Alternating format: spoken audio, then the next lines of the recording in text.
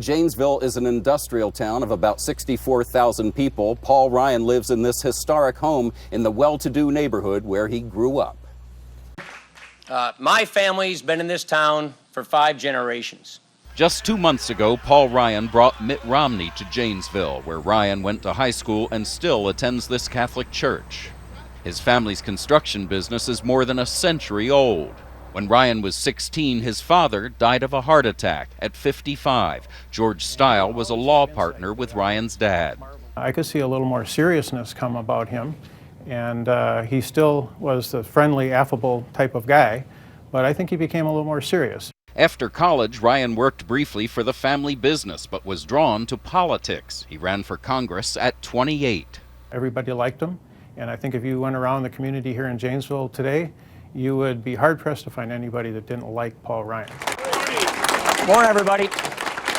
In Congress, Ryan has made the federal budget his focus and curbing the national debt his mantra.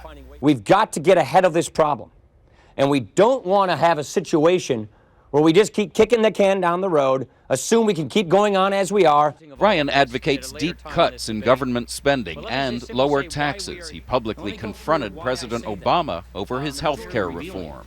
This bill does not control costs. This bill does not reduce deficits. Instead, this bill adds a new health care entitlement. After the Republicans won control of the House of Representatives 2 years ago, Ryan became Budget Committee chairman and proposed freezing domestic spending. He called the president's proposed budget cuts paltry, just $40 billion a year in the face of trillion-dollar deficits. I don't think history is going to be really kind to a president that, when confronted with one of our country's most pressing challenges, a debt crisis, chooses to do nothing about it. You know, he's a divisive figure. His proposals have, in many people's minds, been way to the right. Janesville Gazette editor Scott Angus says while Ryan's budget proposals are controversial, the newspaper has endorsed him in all 7 of his elections. If you know Paul, regardless of whether you agree with his politics, you get a guy that comes across as extremely sincere.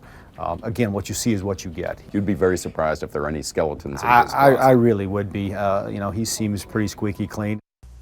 On the personal side, Paul Ryan and his wife Jana have 3 children, ages 10, 8, and 7. And for recreation, he likes to hunt deer with a bow and arrow. And he has a ranch on the Texas-Oklahoma border where he likes to hunt giant catfish with his bare hands. Anthony? Thanks, Chip.